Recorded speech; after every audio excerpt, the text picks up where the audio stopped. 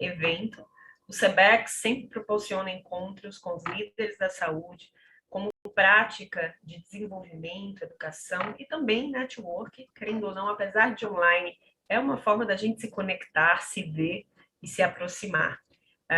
Todas as quartas e todas as semanas o webinar conta com eventos online, híbridos ou presenciais, distribuídos aí no Brasil inteiro, e hoje temos esse presente online de estar aí com nossos amigos, posso chamá-los assim, tranquilamente, para falar sobre esse tema que, de verdade, eu sou a que menos entendo aqui, eu sou a que mais vou aprender nessa discussão, e por isso que eu não sou boba nem nada, eu aprendi com Balestrin. Quando a gente sabe pouco do tema, a gente traz quem sabe muito.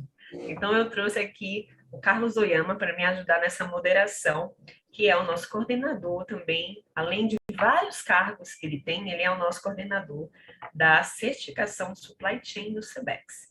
Carlos Oyama, Nelson Mussolini, João Fábio, Jackson Campos, muito obrigada por me acompanhar aqui nessa noite. Eu espero que essa uma horinha passe de forma muito proveitosa para todos nós. Oyama, a palavra é com você e obrigada aí por topar estar comigo nessa missão. Você sabe que seu convite é uma ordem, né? Então, estamos aqui juntos, né, nessa jornada. Bom, agradeço a oportunidade de estar com vocês, com figuras tão importantes, né? E eu queria, assim, uma breve apresentação de cada um de vocês, assim, só para o público conhecer um pouco a atuação de vocês, e a gente começa o nosso bate-papo, tá bom? Então, Jackson, se você pudesse se apresentar rapidamente, agradeço. Obrigado, Oyama. Boa tarde a todos. Eu sou Jackson Campos, sou diretor de Mercado Farmacêutico e Relações Governamentais da AGL Cargo. Dr. Nelson? Boa tarde a todos, ainda é boa tarde, né? 5h32, boa tarde a todos, quero agradecer a AGL, a SEBEX e a todos vocês por esse convite, é sempre um prazer participar. Sou Nelson Mussolini, eu estou no setor da indústria farmacêutica antes que todos vocês tivessem nascido. Eu não sou eu, Oyama, que é um pouquinho, eu tenho um pouco mais de estrada, mas mesmo assim ele era bem criança quando eu comecei. Tem 44 anos de indústria farmacêutica, né? Então, e hoje eu estou como presidente executivo da maior entidade da indústria farmacêutica, que é o Sinusfarma, que conta com mais de 530 associados. E nós temos um diferencial, é que a gente tem indústria farmacêutica e tem gente como a AGL lá dentro, que são os prestadores de indústria farmacêutica, para aprender aprender e ensinar, né, como a gente tem que trabalhar para entregar saúde à população. Sempre digo que a nossa função é entregar saúde em caixinha, tá? O Jackson traz a saúde em container, a gente coloca na caixinha e entrega na farmácia. É isso. Ótima explicação. Bom, nós contamos aqui com o João Fábio também. Por favor, João Fábio. Obrigado, Oyama. Bom, boa tarde a todos. Mais uma vez, obrigado por estar participando aqui, né, Larissa? Como você bem disse, amigos, né? Já estamos juntos aí há um tempo. Bom, sou um profissional que tive primeiro uma experiência na indústria muito forte. Passei pela indústria farmacêutica, pelo Axei, depois ingressei no mercado da saúde e hospital, trabalhando na Beneficência Portuguesa, no HCOR, e hoje eu estou como diretor de Supply Chain e Obras na Hospital Care, que é uma rede de hospitais com sede aqui em Campinas, que já está com 7 hubs, e a gente segue essa nossa jornada de contribuir com o mercado da saúde, aí, principalmente no ponto de vista de eficiência operacional. Bom, a Larissa já me apresentou, né? Meu nome é Carlos Oyama, tenho passagens pelo Einstein por 17 anos, né? Pela UHG, né? E mais recentemente eu estou como advisor, né, na área de saúde. Estou coordenando a certificação Supply, e a ideia é que a gente juntando todos esses stakeholders aqui da cadeia, né, a indústria, né, os hospitais, né, para que a gente possa discutir um tema que talvez as pessoas não olhem com muita atenção, mas quando a gente fala em suprimentos de custo total da cadeia de valor, né, normalmente a gente negligencia os bastidores, né? Então, um dos bastidores é a questão do desembaraço, sabe? Que é o despacho aduaneiro. Então, o tema de hoje, a gente quer discutir um pouquinho mais, né? Como seria um modelo de negócio da qual a gente teria um despacho aduaneiro que seria remunerado por performance, tá? A gente tem vivido nos últimos 2 anos bastante essa questão da logística, né? Vocês veem cadeias de suprimentos com bastante rupturas, né? Por conta de lockdowns, por falta de matéria-prima, por falta de mão de obra, por diversos motivos, né? E hoje a gente continua enfrentando problemas, quer dizer, o mercado em geral, né? Não estou falando só da saúde, mas o mercado em geral tem sofrido bastante, não só com essas rupturas, mas também com os altos preços dos fretes, né? Então, hoje a gente fala muito de performance, tá? Então, para que a gente pudesse ter uma ideia de como isso afeta toda a cadeia de suprimentos, principalmente na área de saúde, Jackson, eu queria que você falasse um pouquinho, né, de como a gente poderia se beneficiar com uma melhor performance no despacho aduaneiro, que é um processo bastante importante para que essas caixinhas que o Nelson comentou chegassem lá na população. Tá, claro. Obrigado, Irma. Eu posso, então, fazer o meia-culpa aqui. Quando você falou para apresentar todo mundo, eu fiz uma apresentação tão rapidinha assim, eu sou Jackson, mas não agradeci ninguém. Então, de qualquer forma, muito obrigado aos senhores e a Larissa também, claro, pela honra de dividir aqui esse espaço com vocês, mestre Oyama, o João Fábio Mussolini, que são pessoas muito conhecidas e referência no mercado. Tá, então, de qualquer maneira, agradeço. Eu estou nesse mercado de agenciamento de carga há um bom tempo, no Comex, há bastante tempo também, no comércio exterior, e é interessante a Larissa falar que ela vai aprender o que é o despacho, porque pelo menos ela sabe o que é, né? Porque tem muita gente que nem sabe o que é o despacho aduaneiro, não sabe nem o que significa, né? Então é interessante porque, assim, pelo menos ela sabe. Mas no mercado de transporte internacional e despacho aduaneiro de mercado farmacêutico e saúde suplementar, eu estou há um bom tempo já. E o meu trabalho é tentar entregar uma saúde competitiva lá no fim da cadeia para o paciente sem perder qualidade. Acho que esse é o objetivo, né? Pensar no paciente, que é a pessoa que vai receber o produto lá no final das contas. E a gente conseguiu, com o passar do tempo, entregar uma logística mais competitiva, sem perder qualidade, porque assim, se a gente for considerar que o medicamento ele tem uma temperatura controlada de porta a porta, eu costumo brincar bastante nos meus bate-papos que o meu trabalho é pegar um sorvete lá na China, né? Pegar o sorvete montado numa casquinha e entregar aqui no sertão do Ceará, que seja, ou no Agreste, aquele sorvete sem que ele derreta, né? Então, esse é o meu trabalho, que parece ser muito simples, mas na verdade ele é um pouco mais complexo do que parece. Só que assim, se a gente fizer isso em todos os casos, vai ficar todo mundo satisfeito, né? Então vai ficar todo mundo muito contente. Só que no final das contas a conta fica muito cara. Então o que a gente faz? Atende às necessidades, atende à competitividade sem abrir mão dessa qualidade. Para isso, o que a gente fez, né, Oyama?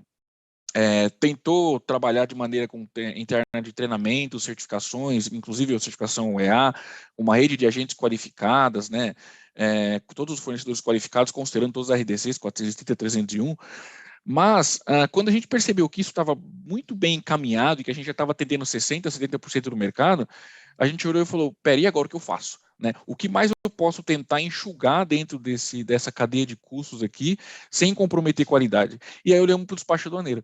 Fizemos uma pesquisa entre as empresas e descobrimos que muitas delas estavam insatisfeitas em ter um despacho aduaneiro onde o despachante, com todo respeito aos despachantes, mas que ele recebia o mesmo valor se a carga fosse liberada de honorários, né, em um dia ou em 30. Ou seja, o despachante aduaneiro, independentemente de como é cobrado o honorário, cada um tem o seu, mas ele recebe o mesmo valor se a carga é liberada em um dia ou se a carga é liberada em 6 meses, por exemplo. E a gente decidiu trabalhar nesse sentido, né? Então, tentar considerar uma maneira onde a gente cobrasse de acordo com a velocidade que nós liberássemos. Claro, sempre muito correto, sempre dentro do que é certo, né, de maneira, sempre fazendo todas as maneiras corretas, mas com conhecimento, né? Pensando naquilo que a gente conhece dos medicamentos, dos produtos para a saúde e outros mercadorias que podem entrar aqui e como a gente pode agir para que seja mais rápido. Então, como que seria, né, para responder a sua pergunta, no final das contas, qual seria o benefício? Seria a redução de custo, tanto do honorário em si, como da armazenagem, né, da armazenagem, do quanto a carga fica presa na alfândega ou num terminal aguardando a liberação, mas também não deixar faltar o medicamento para quem precisa, porque às vezes o medicamento chega e fica parado dias esperando, né? Então, o objetivo é esse, tudo isso sendo competitivo sem abrir mão da qualidade.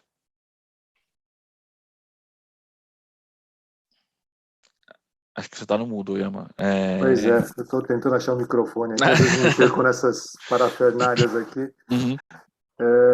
Bom, obrigado pelas explicações, né? O Dr. Nelson, sob o ponto de vista da indústria farmacêutica, conta um pouquinho da sua experiência com relação ao ciclo, né? Quer dizer, essa questão de transformar o container que o Jackson traz em caixinhas para chegar no cliente final. Né? Como que é o ciclo e como que a gente poderia tornar esse ciclo mais curto, né? E quais são os grandes desafios que a indústria farmacêutica tem visto, né, nesse último período, nesse período da pandemia? Bom, sem dúvida nenhuma, a pandemia foi um momento em que nós tivemos que repensar uma série de questões dentro da logística da indústria farmacêutica. Tá? Aliás, estamos repensando essas questões, não só o Brasil, mas o mundo inteiro está repensando essa questão de logística de produtos. Nós abandonamos a produção dos IFAs, dos chamados IFAs, que a gente fazia aqui no Brasil na década de 80, e nós achamos que era melhor que esses IFAs fossem feitos em outros lugares, principalmente na China e na Índia. E quando nós tivemos problemas na China e na Índia, nós falamos, mas por que a gente não sabe fazer mais IFA? A gente desaprendeu a fazer isso. A gente não sabe mais fazer penicilina benzatina, tá? Que para o leigo é mais ou menos como mofar o pão de forma, né? Deixar o pão de forma ali fora, dali que sai a penicilina benzatina. A gente não sabe mais mofar o pão, não sabe mais fazer penicilina benzatina. E aí, o que aconteceu com tudo isso? E eu participei, infelizmente, né, como eu falei, 44 anos, meu primeiro grande trabalho foi numa empresa que chamava Indústrias Farmacêuticas Fontour Wyatt, que era a empresa que fazia o precursor. O Yama lembra disso, tá? Os outros todos nem sabem o que eu estou falando, mas fazia o precursor da penicilina, tá? Era uma parte pequena da penicilina que se fazia aqui no Brasil. O Brasil foi o maior produtor de penicilina benzatina do mundo. Tá? Há 4 anos atrás, nós tivemos um problema de falta de penicilina, porque deu um problema lá na Índia. Tá? A fábrica contaminou, a fábrica chinesa também contaminou e não tinha penicilina no mundo. E o Brasil não sabe fazer mais penicilina.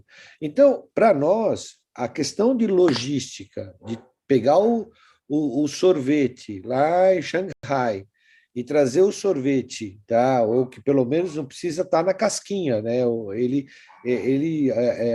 Jackson valorizou muito. Ele não traz na casquinha, não. Quem coloca na casquinha somos nós, tá? O Jackson traz no container, tá? Mas se esse container fica parado em qualquer lugar, mesmo que não estrague o sorvete, normalmente não estrague o sorvete, vai impactar o mercado final. Aí todo mundo começa a perguntar, mas está faltando produto. E aí eu tenho que sair correndo lá na imprensa e falar, olha, calma, gente, não está faltando, você tem que tomar muito cuidado. Quando você fala que vai faltar uma coisa, tá, daqui uma semana, ela começa a faltar hoje. Tá? Isso é um fato. No começo da pandemia, vocês vão lembrar, falaram que ia faltar papel higiênico nos Estados Unidos. Acabou o papel higiênico nos Estados Unidos. Uma semana depois não tinha mais papel higiênico nos Estados Unidos. Não sei por que alguém falou isso, mas o vendedor de papel higiênico deve ter ficado muito feliz, porque acabou com o estoque dele e com isso ele aumentou o preço. Tá? Então, eu tenho uma preocupação muito grande com isso. Então, nós temos que tomar muito cuidado, e aí, quando a gente pega gente séria, que consegue pegar um produto lá num porto na China, ou no aeroporto da China, e colocar num tempo menor dentro do nosso país, com um despacho aduaneiro mais eficiente, mais efetivo, isso reduz todos os custos da cadeia. Tá? Nós, da indústria farmacêutica, temos um problema sério, porque o frete aumenta, o dólar aumenta, o custo do produto aumenta, mas o nosso preço só aumenta uma vez por ano. E quando aumenta é aquela briga. Poxa, aumentou 10%, a inflação foi 20%, o dólar subiu 50%, o frete subiu 15 vezes, ou 10 vezes, e o Jackson sabe disso. E aí nós subimos 10% o medicamento, subiu 10% o medicamento, é aquela bagunça, aquela briga. Mas se a gente conseguir melhorar todas as fases da cadeia, sem dúvida nenhuma, a gente vai entregar um produto melhor, né, com uma eficiência, porque vai ser mais eficiente, a um custo menor. E aí consegue, através da concorrência, manter os preços competitivos. O que acontece é que a gente vê que ainda tem muitos produtos que têm desconto. Então, é fundamental para nós, que somos altamente dependentes do mercado externo, que a gente tenha 95% do que a gente consome no nosso país de IFA vem de fora do Brasil, que a gente tenha uma cadeia logística que efetivamente possa funcionar. Grato pelas considerações. E um dos que seriam beneficiados com essa melhor gestão dessa cadeia são os hospitais, né? Então, João Fábio, eu queria ouvir um pouco de você sobre se os hospitais hoje eles conseguem ter essa visão da cadeia como um todo, cadeia de fornecimento, e como que você entende que todas essas lições que nós, obviamente, aprendemos durante a pandemia, né, essa questão da logística, a questão da manufatura estar centralizadas, a dependência de alguns países, principalmente na Ásia, né, e esse movimento que existe de descentralizar um pouquinho essas operações para que pudesse mitigar um pouquinho o risco, né?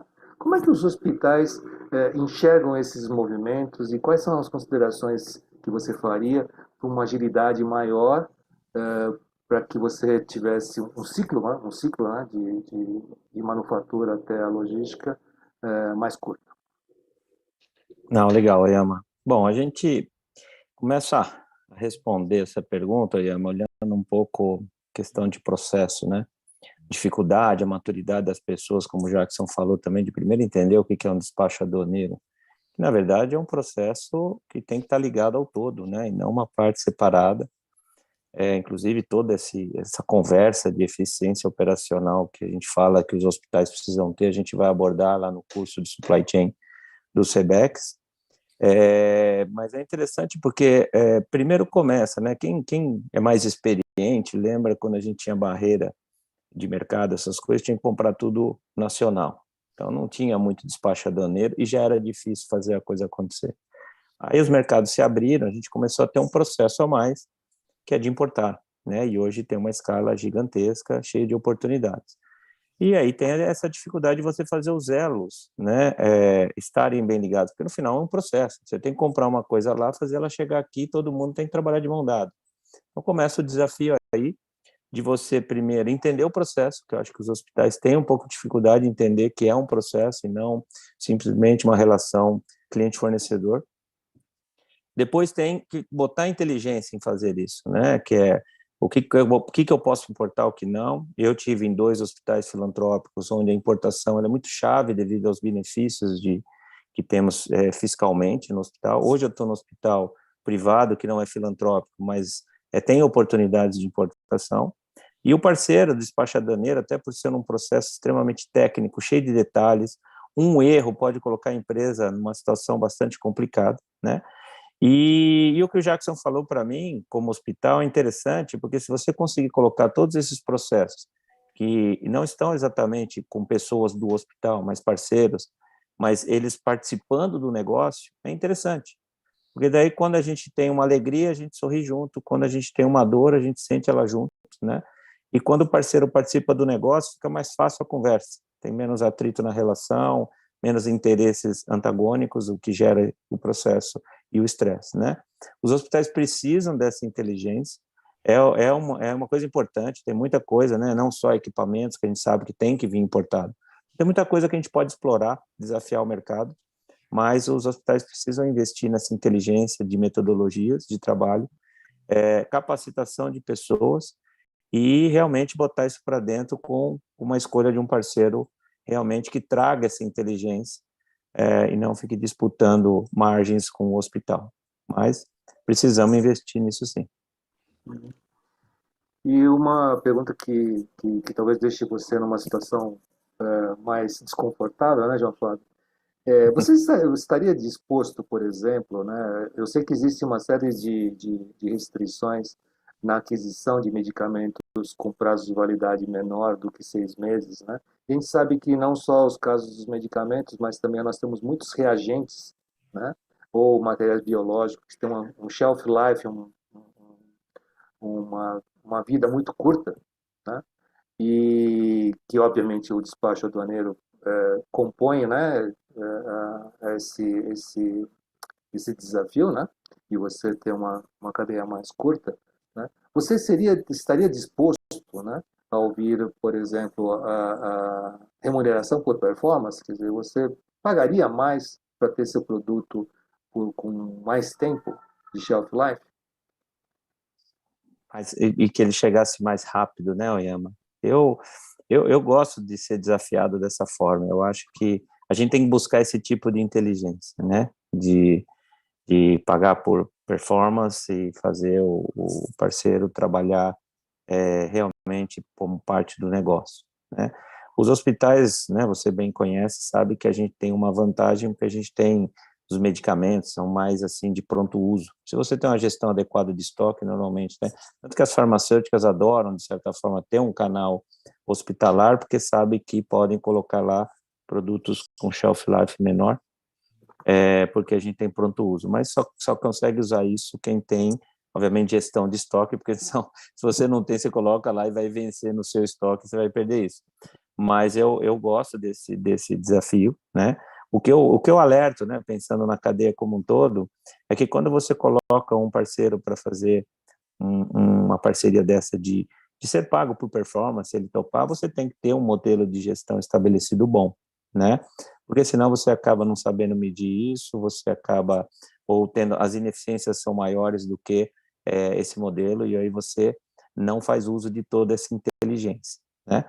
Mas eu sou o tipo do cara que gosta de trazer esses modelos novos, porque se vai melhorar a eficiência, se vai fazer girar mais rápido, eu gosto de ser pioneiro nisso. Então, eu toparia. Que ótimo.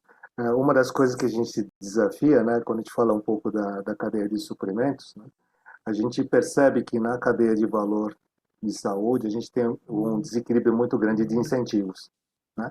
Então, essa questão de ser pago por performance ainda é um conceito, né, mas muito pouco praticado na saúde, né? Quando a gente fala e o Dr. Nelson sabe disso, né? Quantas vezes a gente já discutiu um modelo de remuneração que poderia ser adotado, que é pay for performance, né? Então, os serviços que pudessem ter um desfecho mais adequado, né? Que tivesse o paciente sentisse menos dor, que tivesse um tempo de permanência mais curto e tudo mais. Quando a gente fala deste modelo de que a gente fala ter uma performance e ser remunerado adequadamente, né? Ainda é um desafio na saúde, né? Então, doutor Nelson, podia explorar um pouquinho mais essa questão de como ainda a cadeia de valor na saúde tem esse receio de remunerar melhor para aqueles que entregam o melhor e principalmente para que seja reconhecido, né, ou ser dado o devido valor para aqueles que têm uma melhor performance, porque a gente vê que muitos prestadores, às vezes, não compartilham os indicadores de performance, né? É difícil de você ver um serviço hospitalar, né, que fale, meu índice de infecção é tanto, meu número de eventos adversos é tanto, etc., né? Com medo de se expor, né? Quando na verdade, quando você é realmente presta um serviço de excelência, talvez você deveria ter esse valor reconhecido. Eu não tenho a mínima dúvida que é por onde a gente vai caminhar, entendeu? Eu acho que o compartilhamento de riscos é a única forma de desenvolver todas as partes. Então, hoje, se eu contrato uma empresa para fazer meu despacho aduaneiro e ele não é ágil, eu fico com o meu produto parado num depósito alfandegado, eu estou pagando caro por aquilo lá. Então, se ele me libera mais rápido, Se ele consegue fazer um serviço melhor, eu vou gastar menos. Então, nada melhor do que compartilhar aquele risco ou o lucro com ele. Então, eu chegar para o Jackson e falar, olha, Jackson, meu termo médio é 15 dias no depósito alfandegário. Se você me tira em 10 dias, 2 dias, em vez de eu pagar para o depósito, eu pago para você. Vamos em frente. Tá? Agora, se ficar 17, Jackson, você vai me dar um desconto, porque você vai me ajudar a pagar aqueles 2 dias a mais que ficou lá dentro. Então, isso ajuda. E a mesma coisa ajuda com os nossos produtos, a mesma coisa ajuda com a incorporação desses produtos perante o SUS ou perante a ANS. Tá? Nós vamos ter que evoluir para receber aquilo que efetivamente a gente entrega. Tá? Então, é isso que a gente precisa fazer na cadeia como um todo. Tá? E eu não tenho a mínima dúvida, eu faço parte da Conitec, né? E eu vivo discutindo dentro da Conitec, nós temos que ter uma remuneração maior ou menor por aquilo que a gente se compromete a entregar. Se eu falo para você que eu vou te entregar um produto que vai curar você de uma determinada doença e isto não acontecer, você não precisa me pagar, porque eu não entreguei aquilo que eu disse que ia fazer. Não é assim que acontece na vida geral. Se for comprar um carro e o cara não entregar o carro, você não paga o carro. Tá? Ou se entregar um carro com defeito, você vai lá e pega o seu dinheiro de volta. Então, acho que na área de saúde a gente tem que começar a olhar isso com muito mais atenção. Tá? Alguns países do mundo têm isso mais desenvolvido que o Brasil, eu não tenho a mínima dúvida, e a gente vai chegar. Eu não tenho também dúvida nenhuma que antes de eu me aposentar, isso já vai estar funcionando. Eu tenho certeza absoluta que o pagamento por performance vai ser tanto dos serviços que a gente compra, como do produto que a gente entrega, vai ter que ser uma saída e uma saída efetiva para o desenvolvimento de todos. Porque não adianta nada eu desenvolver e o João não desenvolver o hospital dele. Porque senão não vai ter quem compre o meu produto. Eu preciso que ele se desenvolva na mesma velocidade que eu estou me desenvolvendo. E eu preciso que o meu fornecedor de serviço se desenvolva na mesma velocidade que o João se desenvolve e que a indústria se desenvolve, porque senão fica tudo descompassado e aí, você sabe, é como um exército, né? Se um pisa errado, derruba o batalhão inteiro, né? Pegando esse gancho, Nelson, queria comentar um fato. Desculpe que meu cachorrinho está fazendo algum barulho aqui. Espera um pouquinho só, desculpe. Quer contribuir com a cadeia. Ele quer participar. Gostou do tema. Eu vou aproveitar, inclusive, enquanto eu ia cala não o cachorrinho, né? Mas acalma o cachorrinho para pegar o seu e-mail, viu, João Fábio? Porque já que você quer ouvir uma proposta, eu já vou anotar aqui. Eu acho que é legal. Voltei. Desculpe, gente. Olha pelo o Jackson amor de vendendo Deus. serviço no meio da live, olha só. Eu já estava aproveitando aqui a deixa para poder anotar o e-mail aqui. Eu vou aproveitar, Yama, que você está aí cuidando de fatores externos. Eu vou pegar o gancho do Dr. Nelson aqui. Realmente, a dificuldade, a gente precisa fazer um pouco disso, né? A gente vive numa cultura aqui no Brasil de desconfiança, né? Quando eu entrei no setor da saúde, isso faz apenas 9 anos, então bem menos do que a experiência do Oyama e do Dr. Nelson nisso, mas a gente percebe que é um modelo que gera desconfiança. Você vai por conta aberta, não, acho que você botou mais do que o que tem, que você está me roubando, e aí tem que ter auditor, e tem que ter tudo isso. Então, existe uma cultura de desconfiança estabelecida. Quando você vai por performance, né, você tem que começar a quebrar um modelo mental de parceria, que isso é um grande desafio. Como eu venho de indústria e venho de modelos que isso já se pratica, para mim é mais fácil, né? Muitas vezes você tinha matérias-primas que você pagava por performance de produção, né? Então, só que são casamentos de longo prazo. Existe também no Brasil uma característica de que quando você tem uma parceria com alguém de 2, 3 anos, as pessoas parece que começam a desconfiar, né? Parece que começam a desconfiar dessa parceria, que tem favorecimento. Então, você tem que estar sempre provando que ela é saudável. A gente tem desafios culturais aqui. Eu gosto de desafiar isso porque são modelos. Eu sou voltado a modelos de eficiência operacional, né? E eu acho que eu sou pago para isso na empresa que eu trabalho. Então, com certeza, Nelson e Jackson, acho que a gente tem que também ser pioneiro nisso e desafiar o modelo e mostrar que funciona, né? Então, era justamente sobre isso que eu queria falar, né? Quer dizer, na verdade, quando a gente fala de eficiência operacional e fazer com que a gente forme um modelo, né, que possa trazer benefícios, né? Uma das coisas que a gente sempre discutiu aqui no Brasil era o custo do Brasil, né? O custo do mercado com o mercado externo, né? Principalmente exterior, né? Nas relações internacionais. E o Jackson fez um en passant no modelo de OEA, né? Que procura, né, agilizar toda essa questão do comércio exterior, de tal forma que a gente traga mais eficiência operacional a todos esses trâmites, não só da alfândega, com Receita Federal, com as prerrogativas da própria Anvisa, né? Como que a gente poderia, né, fazer com que todo esse modelo, né, pudesse trazer ou colocar o Brasil numa posição de destaque no mercado internacional. Então, Jackson, explora um pouquinho mais essa questão de como a gente poderia fazer com que o mercado no Brasil, né, pudesse ser mais ágil e quais seriam os grandes desafios que a gente tem enfrentado nessas relações com os órgãos governamentais, vamos dizer assim. Eu creio que cada um vai ter que fazer um pouquinho, né? O Mussolini estava falando sobre isso agora há pouco. Cada um vai ter que fazer a parte um pouquinho.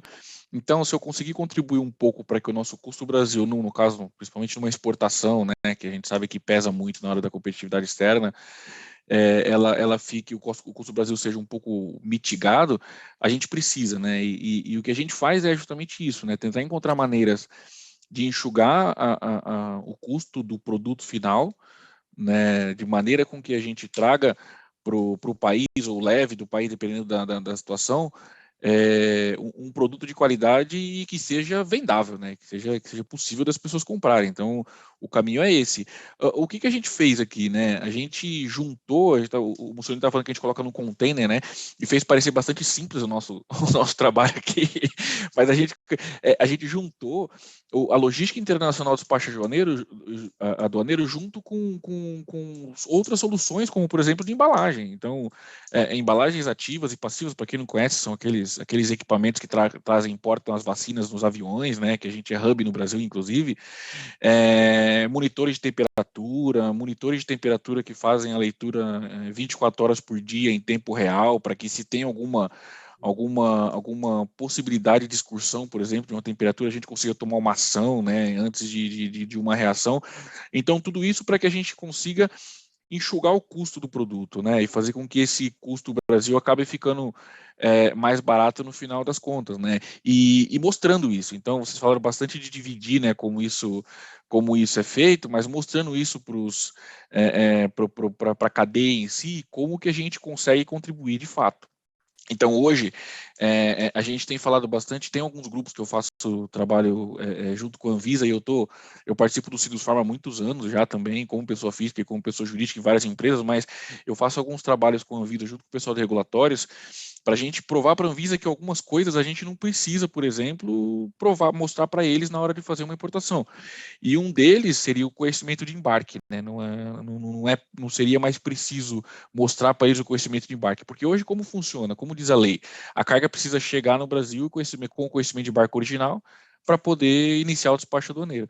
Então a gente trabalha para mostrar para a Anvisa que isso só faz com que a carga demore mais para ser liberada e no fim das contas a armazenagem e outros custos sejam mais caros, né? Então, juntando tudo isso que você falou, Yama, a gente tenta mostrar para os parceiros, fazendo a nossa parte, né, mostrar para os parceiros, para os órgãos intervenientes e para outras empresas, o que a gente pode fazer e o que elas também podem fazer para melhorar a cadeia que a gente está enxergando que pode ser um problema, né? Então, eu espero ter sido conciso na resposta à sua pergunta, que não é simples, né?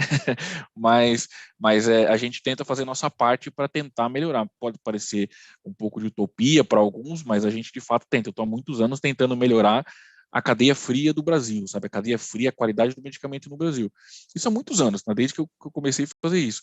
E a gente tem um compromisso de tentar fazer para reduzir o custo do Brasil. E quanto mais a gente consegue de juntar de volume, de clientes e de carga, mais a gente consegue entregar competitividade. Então, acho que o trabalho vai mais ou menos por esse caminho, sabe?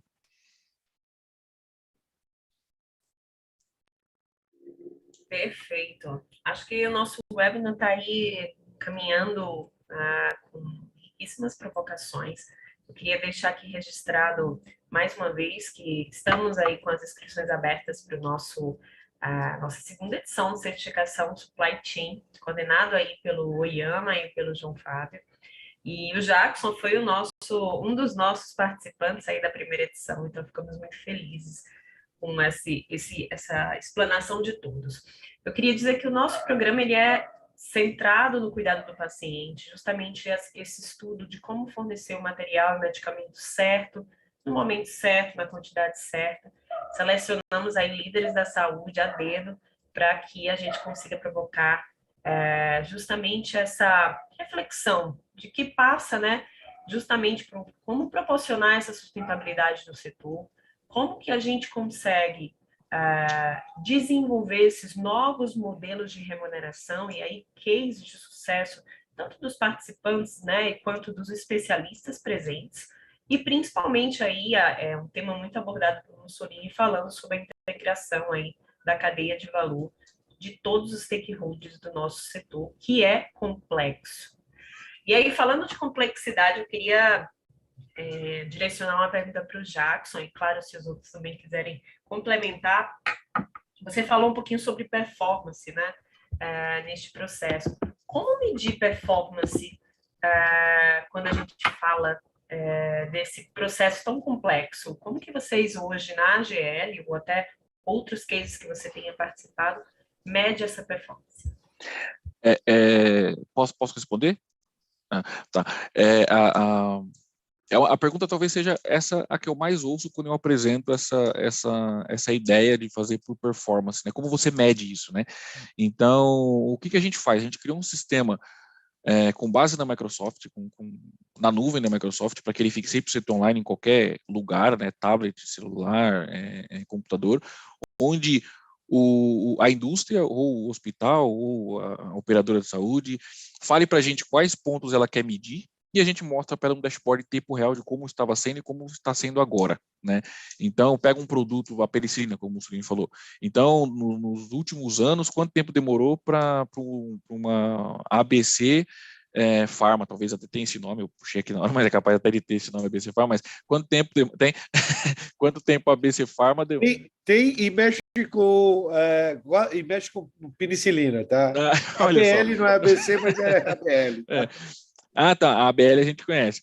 Inclusive, a gente é cliente nosso. Mas a gente... quanto tempo demoraria, por exemplo, quanto tempo demorava para fazer isso nos últimos 5 anos, no tempo da pandemia, e qual que seria a meta? Eu quero que demore 30% a menos. E o que a gente pode fazer para fazer com que demore, de fato, 30% a menos o tempo que a carga fica parada, a partir do momento que ela chega do Brasil, até estar lá no segundo ponto, né, que seria o estoque, ou o hospital, ou o paciente, etc. E aí a gente mostra aquilo com dados para a empresa, para que ela consiga apontar o que ela quer, o que ela não quer ver, o que é útil, o que não é útil, e customiza de acordo com a necessidade dela.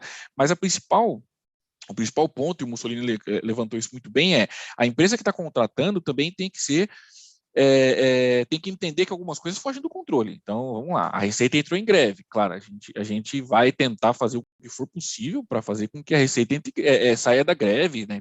A gente vai tentar fazer com que libere enquanto a Receita está em plano de trabalho remoto, ou no plano de contingência, mas no fim das contas a gente vai contar tudo aquilo que a gente tem ação. Então, um exemplo muito simples, tá? A carga chegou no Brasil, já com a licença de importação deferida, nós vamos já hoje começar o desembaraço aduaneiro para que a carga seja liberada hoje mesmo. Então, esse é o ponto. Então, se tiver alguma coisa que a gente possa fazer ainda sendo 6 e 9 da noite, né, já sendo 6 e 9 da noite, a gente vai fazer hoje ainda para que a carga seja liberada hoje ainda. Por quê? Nós temos tanto interesse que a carga seja liberada rápida, como o João Fábio, como o Mussolini tem, e o Oyama. Não é simplesmente, não, já são 6 da tarde, eu vou começar a mexer com isso só amanhã, porque independentemente de quando libere, o meu tá pago e pronto. Sabe? Então, acho que esse é o feeling do negócio, entendeu? A gente tem tanto interesse, porque se eu demorar para liberar os 17 dias, como o Mussolini falou, eu recebo menos. É muito simples a conta. Então, se eu liberar mais rápido, eu recebo mais. Então, é esse o trabalho. Como que a gente mede?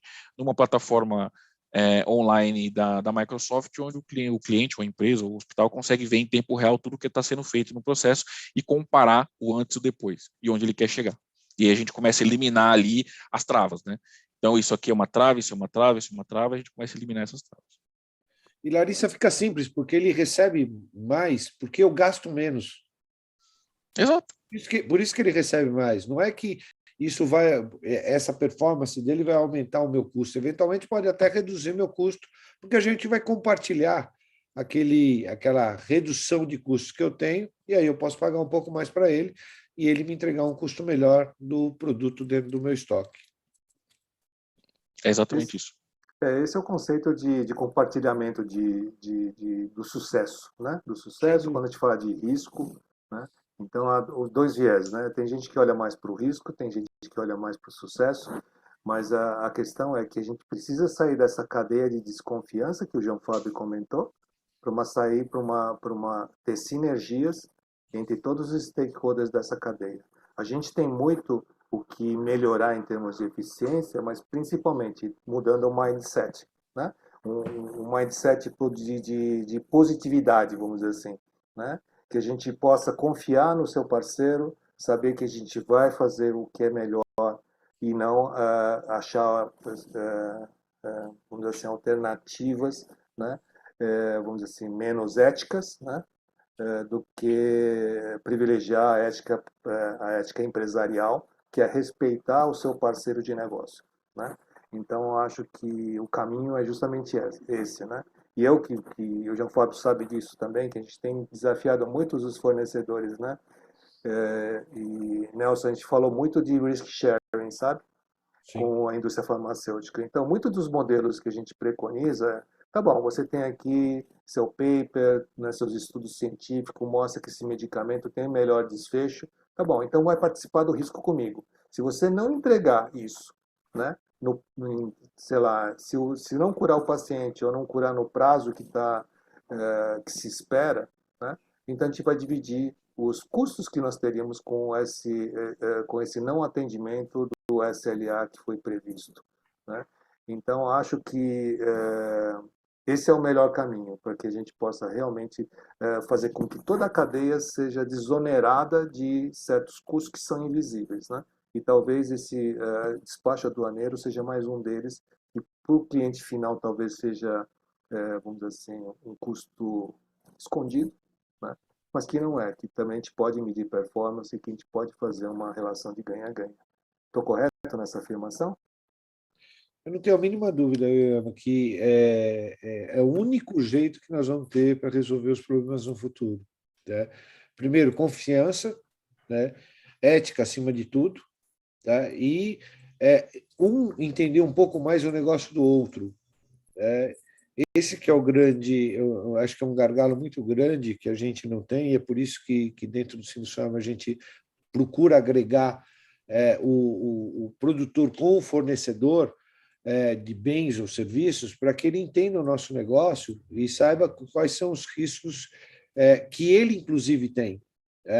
Eu, se quiser mudar um fornecedor lá na China, eu não mudo do jeito que eu quero. Eu preciso que a Anvisa me autorize a mudar esse fornecedor da China. Então, não adianta nada o meu operador logístico falar, olha, tem um produto mais barato ali. Não, se a Anvisa não autorizar, eu não consigo. E para a Anvisa autorizar, no passado demorava 2 anos.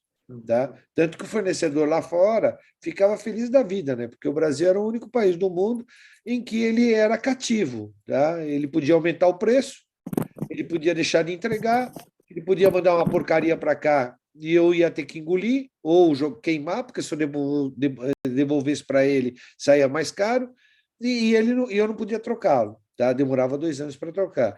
Então, esse tipo de questão, acho que o mundo vai mudar.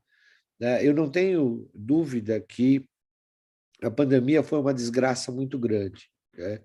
Mas ela nos trouxe lições. E idiotas seremos se não pegarmos essas lições e aplicarmos na vida prática para melhorar o nosso negócio, melhorar a nossa vida, tá? Quer como pessoas, quer como empresas.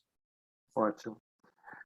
Jackson, tem uma pergunta aqui deixa eu pegar aqui, do Maurício Afonso, né? Você sabe que tem alguns medicamentos para pessoa física que a gente consegue importar, né? Trazer Sim. isso de fora num prazo bastante curto. E a pergunta dele é bastante objetiva no sentido de que é possível a gente ter o mesmo prazo de liberação que tem a pessoa física? Mas aí a gente vai depender bastante da Anvisa nesse caso, né? A Anvisa, ela estava com um tempo de liberação de licença de importação absurdamente rápido, de uma coisa que todo mundo sonhava, que eram 2 dias, 3 dias para liberação, estava realmente rápido, e agora a gente percebe que demorou um pouco mais. O que a gente faz, Oyama, para conseguir facilitar um pouco isso, sempre como o Mussolini falou, dentro da ética, né, e transparência. A gente já, a partir do momento que a carga já o avião é reservado na origem, que a gente chama de booking, né, a gente já emite o conhecimento de carga, já apresenta para a Anvisa para que a licença de importação seja deferida com a carga no caminho, e quando a carga chega no Brasil, a gente entra com a liberação, e normalmente isso acontece em um dia, é muito rápido, tá? Aí as empresas que têm OEA são beneficiadas nesse momento, né? Porque já é possível para as empresas que têm OEA fazer o despacho sobre águas, então há casos em que as empresas, o navio atraca de manhã, né? Atraca aí o serviço, o serviço dele é feito de manhã, e no fim do dia a carga está liberada para poder carregar. Então, assim, é possível. É claro, precisa analisar a logística, né? Precisa analisar a complexidade do produto dele, tem um monte de outras coisas, mas é possível. Agora, medicamentos biológicos e procedimentos específicos, né? Aí ainda precisa chegar a carga aqui, isso a gente tem tratado com Receita e com Anvisa, para que algumas exigências sejam retiradas no futuro, na revisão das RDCs que está acontecendo, inclusive. Porque algumas precisam chegar no Brasil e precisa precisa ter presença de carga dentro do sistema da Receita, para não ser muito técnico, sabe? Então, Iama, essa é uma questão muito importante, né? Nós conseguimos fazer durante a pandemia, quando a coisa apertou mesmo, a liberação em um dia, tá? Por que nós não continuamos fazendo um dia? Por que precisa aumentar para 2, 3, 10, 15? Entendeu? Eu não consigo entender isso. A gente conseguiu aprovar estudo clínico no nosso país, tá? Em menos de 30 dias. Tá? A gente demorava quase um ano para aprovar um estudo clínico. Né? Será que essa agilidade trouxe mais risco para o paciente? Seguramente não trouxe. Seguramente não trouxe. Tá? Então, o que houve? Houve um esforço, e a gente precisa aprender a trabalhar com esforço. Para quê? Para melhorar a nossa produtividade. E, infelizmente, a produtividade do nosso país ela é muito baixa, porque acontece aquilo que o Jackson falou. São 6h17, agora eu vou para casa. Desculpa, já estou há 17 minutos fora do meu horário de expediente, acabou a live, porque eu vou embora. Não, calma, gente. Tá? Vamos entregar um pouco mais. Eventualmente, na sexta-feira, você nem precisa trabalhar. Se você entregar bem, na semana inteira até às 7 da noite, em vez de você entregar até só às 6 horas em ponto. Então, eu acho que a gente tem que olhar muito a produtividade. Olhando produtividade, melhora o trabalho que o João está fazendo lá no hospital. Tá? Para o João, nada melhor do que ele pegar o telefone e falar: eu preciso de tal produto, e ter o produto lá em menos de 1 hora. Seria sensacional para ele não precisar ter estoque lá dentro e não estar preocupado se vai vencer ou se não vai vencer. Tá? Mas para isso ele precisa confiar o quê? No fornecedor dele. E o fornecedor precisa confiar o quê? No fornecedor do fornecedor. E aí começa uma cadeia que, se a gente conseguir desenvolver no nosso país, e dá para fazer, mostramos na pandemia que conseguimos fazer, que não é coisa que só quem está fora do Brasil consegue fazer. Tá? Não são só os orientais que conseguem fazer determinadas coisas. A gente aqui no nosso país consegue fazer também. Basta o quê?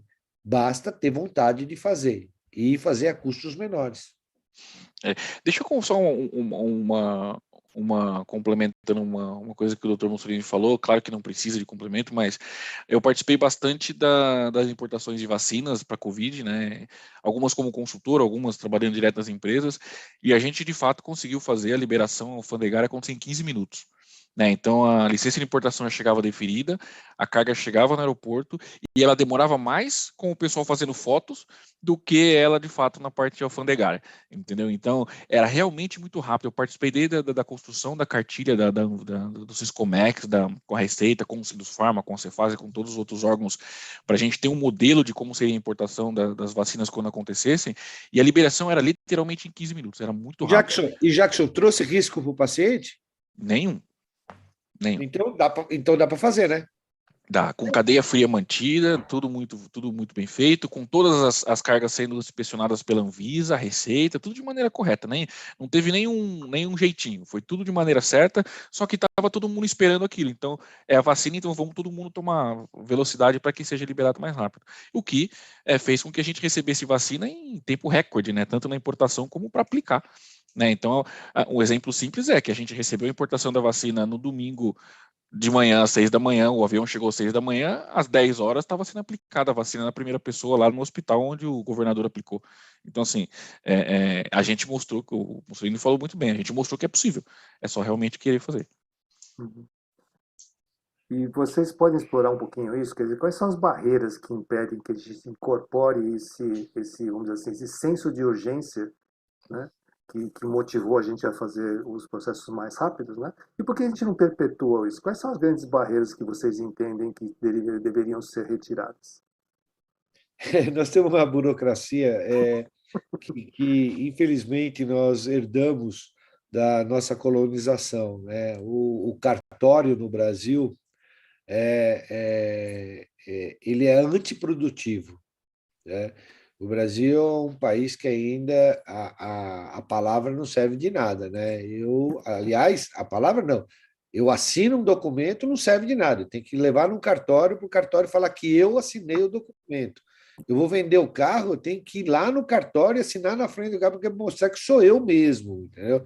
Então, infelizmente, nós herdamos esse sentimento burocrata, né, de tudo ter que passar pelo cartório. Né? Então, foi como o Jackson falou, mas eu preciso do conhecimento de transporte, eu preciso da guia de importação. Um documento só não resolve esse problema. Né? Eu registro o documento, para que eu preciso apresentar outros documentos para a Anvisa se o documento está lá na nuvem, em qualquer momento pode ser checado? Né? Mas a gente gosta primeiro, a gente gosta de papel.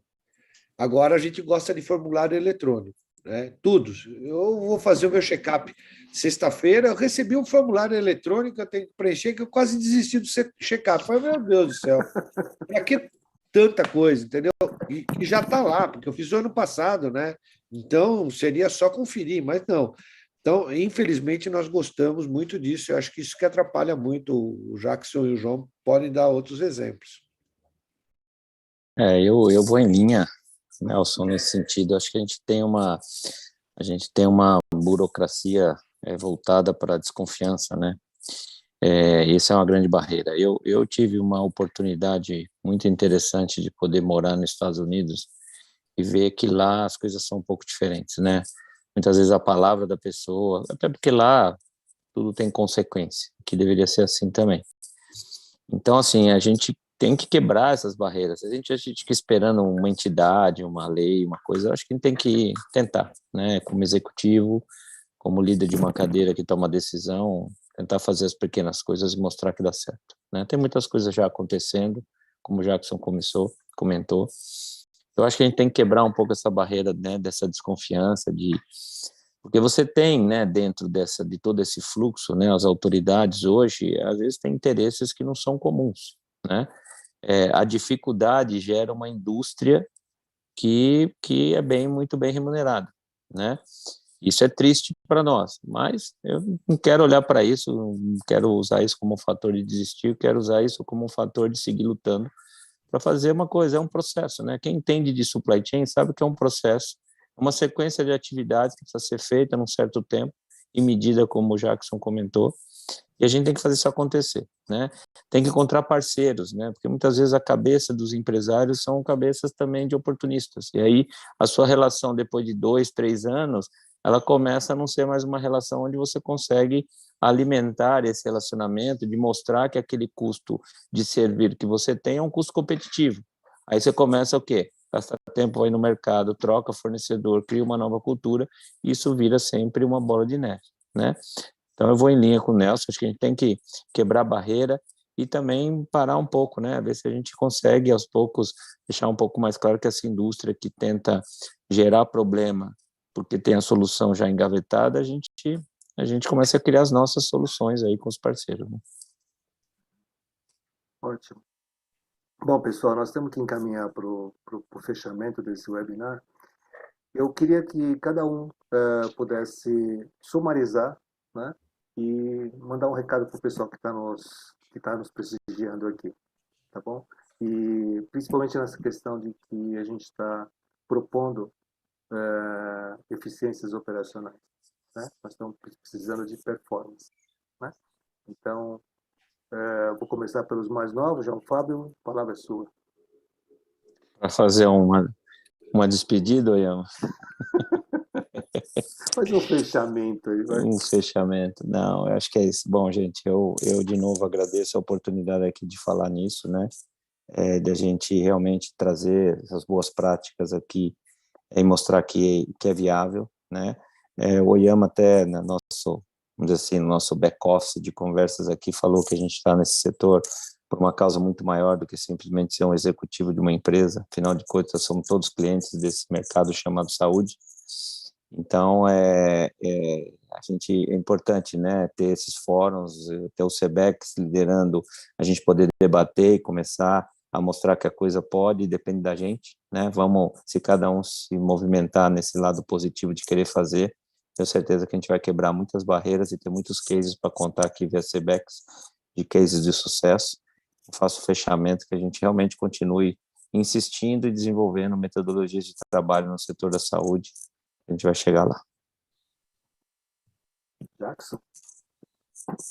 Quero agradecer a todos que acompanharam a gente aqui no fim do dia, aos presentes, claro, que participaram aqui, ainda que online, mas presentes, né, pela reflexão, e dizer para os colegas que estão assistindo que questionem, né, questionem o seu prestador de serviço, não precisa ser a GL, pode ser qualquer um deles, se for GL melhor, lógico, mas pode ser outros, para que eles busquem soluções assim, né, que busquem soluções que tentem desafiar aquilo que o pessoal normalmente olha e fala, sempre foi assim funciona, não tem o que fazer, porque eu costumo dizer para o meu pessoal que sempre existe algo que a gente possa fazer, né, de maneira legal, de maneira correta, transparente. Então, a nossa ideia é justamente essa. E tentem procurar empresas que busquem isso, né, busquem fazer algo diferente, que tenha certificações, que não sejam aventureiras, que estão no mercado buscando realmente ajudar o paciente, não só encher o bolso de dinheiro.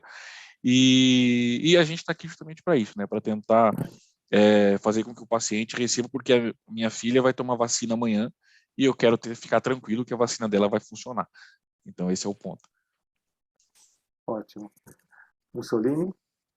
Então, eu primeiro quero agradecer, né, a oportunidade. Tá? Quando a Larissa me fez o convite, eu falei, mas o que eu vou falar de logística? Né? Então, eu vim aqui aprender, eu aprendi bastante. Tá? Eu acho que é sempre bom a gente ter essa conversa. Tá? Nós temos que olhar o nosso negócio, principalmente o nosso governo, precisa começar a olhar a saúde não como despesa, mas a saúde como investimento. Né? Eu tenho dito isso sempre, tá? Por menos preocupado que eu seja com a sociedade em si, com o ser humano em si, se eu for um capitalista ferrenho, duro, eu preciso de gente com saúde trabalhando para gerar riqueza. Né? Então, hoje, uma pessoa afastada pelo INSS, ele não está, ou pela Previdência, né? INSS era mais na minha época mesmo, tá? Não está gerando riqueza. As pessoas que estão trabalhando, está comprando carro, está comprando roupa, está comprando comida, está gerando riqueza, está pagando impostos. Então, se eu sou só uma pessoa preocupada com o meu caixa, vamos dar saúde para essa população, porque esse é um investimento ainda o mais barato, investir nas pessoas. Investir no quê? Investir no conhecimento.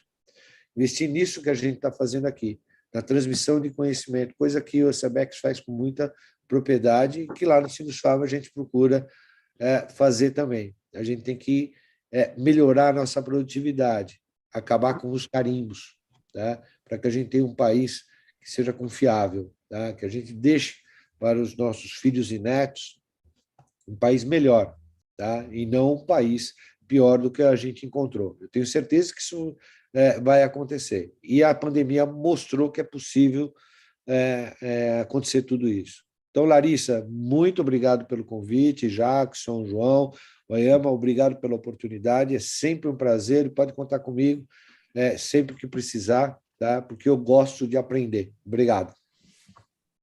Ótimo. Bom, eu também queria agradecer da oportunidade de estar com vocês, de compartilhar essa roda mais de amigos, né? E conversar sobre um tema tão espinhoso, porque assim, a gente fala de muitas questões relacionadas à burocracia, à cultura, né?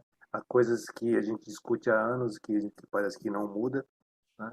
E eu acho que a gente está num momento que a gente precisa de agentes de mudança, né? Nós somos agentes de mudança, né? Nós temos propósito. Eu acho que é esse o caminho, né? Quanto mais a gente tiver gente empenhada em mudar o panorama, tá? Acho que talvez a gente possa abreviar as dores que nós estamos sofrendo hoje, né? Então, mais uma vez, obrigado por vocês estarem com a gente, né? E volto a palavra para a Larissa. Perfeito. Obrigada a todos pelas palavras, pelo carinho, tanto comigo quanto o Balestrin. Ele também não esteve aqui, mas ele agradece e ele está presente em todos nós aqui. Agradecer aí a coordenação do IAMA, do painel. Sem ele, realmente, a gente ia perder qualidade, já deixo bem claro. Então, IAMA, por favor, permaneça sempre perto para que a gente consiga realmente fazer essa diferença. O SEBEX continua com os nossos encontros. A semana que vem a gente conta com um evento presencial no Chapter do Rio de Janeiro, que vai ser coordenado pelo nosso presidente Evandro Tinoco e o Tiago Constâncio, que é nosso vice-presidente e presidente também do Med Portal, com o tema O Encontro da Academia e Mercado. Então, fiquem atentos aí, associados e fellows do Rio de Janeiro, vocês vão poder estar presentes juntos aí com o nosso colegiado de líderes. Fiquem super à vontade para estar conosco. E fica aqui como fechamento, sejam muito bem-vindos. Quem ainda não é associado, fique super à vontade para se juntar a nós. E muito obrigada a todos vocês aí que esteve com a gente, especialmente ao Nelson, ao João Fábio, ao Jackson e ao Ian. Boa noite a todos. Obrigada. Gente, Boa noite. tchau, tchau. Boa noite. Obrigado.